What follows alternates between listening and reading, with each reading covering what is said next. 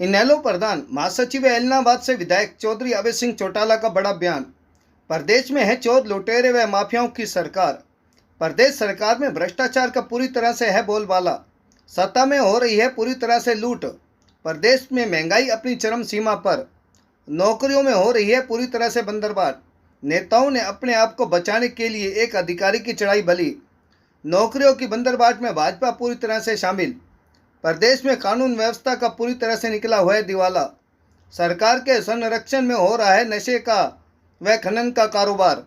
वृद्धावस्था पेंशन काटने के विरोध में जिला स्तर पर करेंगे 5 अगस्त को प्रदर्शन। प्रदेश के गृह मंत्री द्वारा दुष्यंत चौटाला को नशेड़ी कहने के मामले में दुष्यंत चौटाला ने अनिल विज के सामने टेके घुटने। जजपा का नाम लिए बगैर कहा गेहूं खरीद घोटाले में 800 करोड़ रुपए कर गए जब्त। किसानों की फसलों का पैसा देने में हुई देरी। कांग्रेस नेताओं ने भाजपा के सामने टेके घुटने।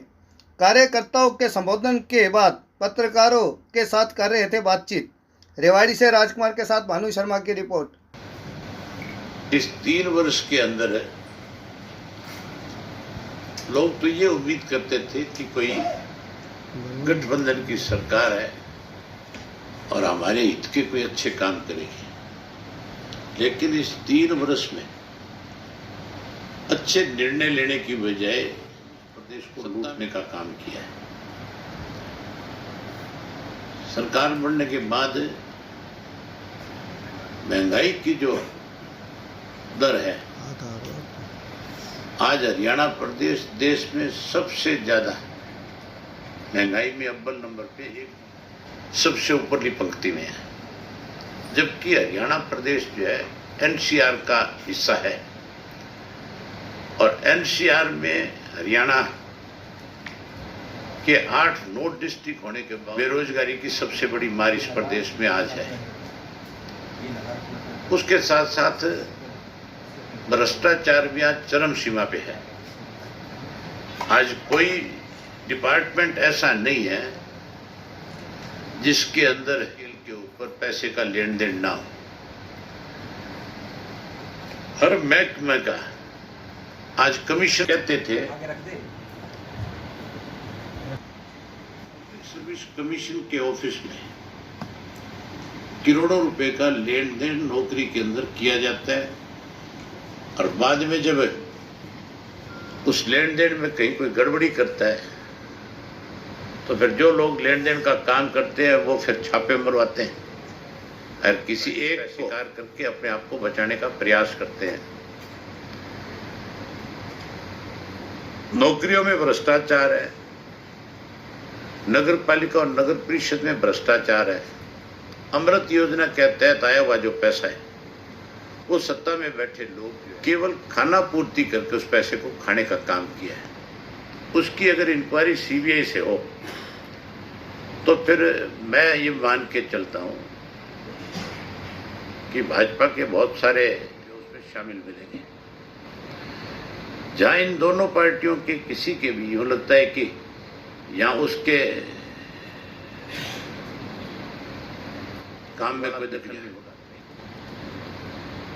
आज जो लोग पहले कहीं व्यापारियों को धमकी दे करके फिरौती मांगते थे, आजकल उन्होंने नया काम शुरू कर दिया क्योंकि उनको एक सरकारी संरक्षण मिला। सरकारी संरक्षण इसलिए था उनको।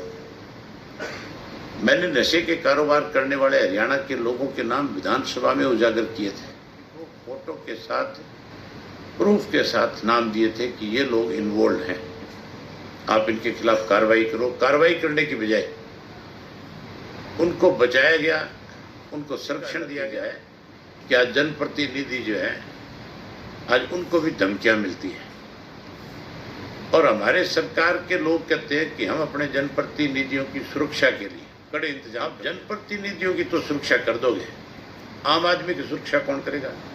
उसकी जिम्मेवारी किसकी है? सरकार आम आदमी की सुरक्षा की बात नहीं करती, सिर्फ एमएलए की बात करती है। सुरक्षा जो लोग लगाए जाएंगे आज उनके ऊपर भी बुलडोजर चढ़ा दिया जाता है, आज उनके ऊपर चढ़ा दिया जाता है आपका। तो फिर अगर उनमें भय होगा तो वो सुरक्षा कैसे करेंगे? हर जगह पे सरकार फैल हो चुकी है।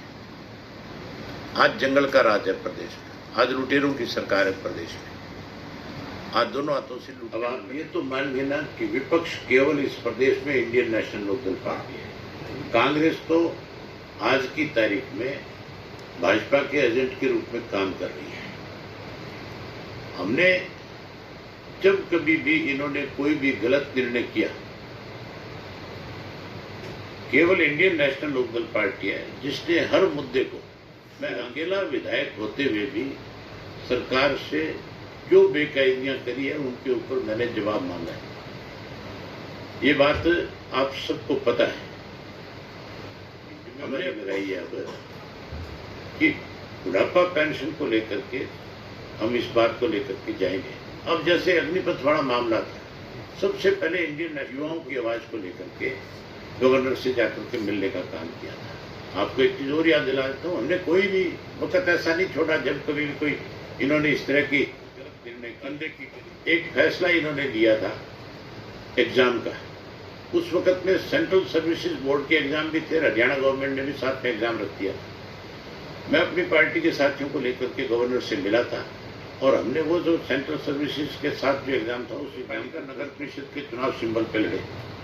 कांग्रेस पार्टी ने तो भाजपा की मदद करने के लिए चुनावी लीला सिंबल, उसने तो कहा कि किसी तरीके से बीजेपी की मदद हो, इसलिए हुड्डा साहब ने ये बात साबित कर दी कि मैं कांग्रेस का सिर्फ सिंबल पे चुना। और अब जिला परिषद के जो चुनाव आएंगे, हम जिला परिषद के मेंबर का चुनाव सिंबल पे लड़ेंगे।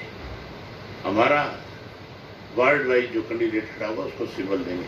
हम सरपंच के चुनाव में कोई दखल नहीं, पंचायत के मेंबर के चुनाव में लोग, हम तो चाहेंगे कि बैठ करके सर्वसम्मति से अपना चुनाव करें। हम तो भाईचारा बनाने के पक्ष में हैं, हम भाईचारा खराब कर। ये तो टोटल ही, क्योंकि माफिया की सरकार है आज की डेट में। गठबंधन जो सरकार है, ये गठबंधन थोड़ा ही है, ये लुटेरों का एक गिरोह इकट्ठा हो गया।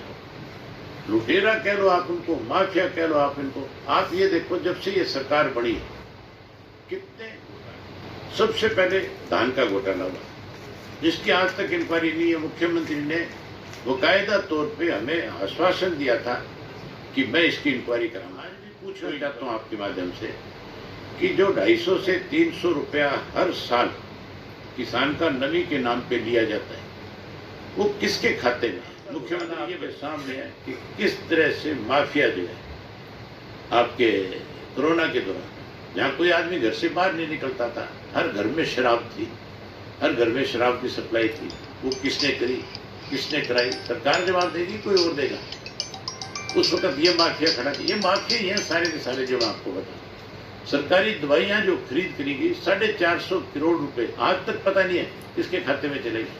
वो भी ये लोग प्रदेश के मैंने विधानसभा में पूछा, डिप्टी सीएम तो उनकी गोद में जाके बैठ गए, उसने तो वो मुकदमा भी वापस ले लिया।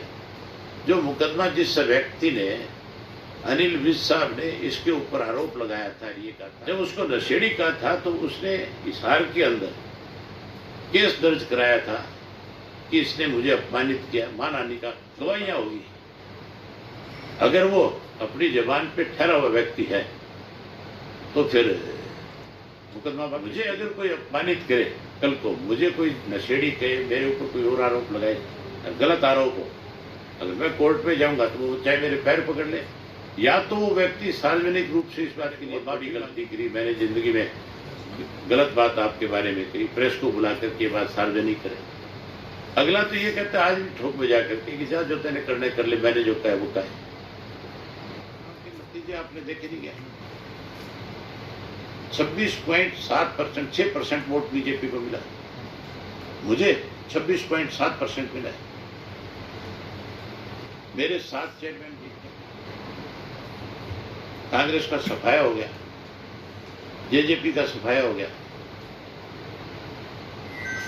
आरमूला आपको दिख नहीं रहा। आरमूले के लिए आपको निमंत्रण दूंगा, 25 सितंबर को हम चौधरी देवीलाल जी का जन्मदिवस मना रहे हैं। आप उसमें आना, आपको उसी दिन एहसास हो जाएगा कि अगला राज्य इंडियन नेशनल लोकदल पार्टी का बनेगा। दादरी में कोई बारिश नहीं हुई, आपके रिवाड़ी में आज भी कहीं पैर रखने को जगह है शहर में। अब थोड़ी सी बारिश होगी, आप उस बारिश की वजह से आधा घंटा लेट हो गए। इसका मतलब इनका दिवाड़ा टूटा हुआ है। नगर पालिका के, नगर परिषद के जो लोग हैं उन लोगों ने सफाई के नाम के ऊपर केवल कागजों में दिखा दिया कि हमने सारे सीवरेज साफ कर दिए, हमने सारी नालियां वालियां साफ कर सफाई है, तो सब जगह बुरा हाल है। आज थोड़ी सी बारिश आ जाओ, सीवरेज बैक मारने शुरू कर देते हैं, सारे शहर के अंदर महामारी फैलने का डर हो जाता है। सबके समझ में आती है, हमारा काम है सरकार कोई बेकायदगी करे, हम लोगों के सामने उस बात को, उस पक्ष को रखें। ये फैसला अब लोगों ने करना है कि वो इस बात से कितने सहमत हो नहीं हो कि महंगाई बढ़ी है। आप इस बात से सहमत नहीं हो क्या बेरोजगारी बढ़ी है? आप इस बात से सहमत नहीं हो कि आज की तारीख के अंदर लुटेरों का राज है, आज लॉ एंड ऑर्डर है ही नहीं, रह क्या गया?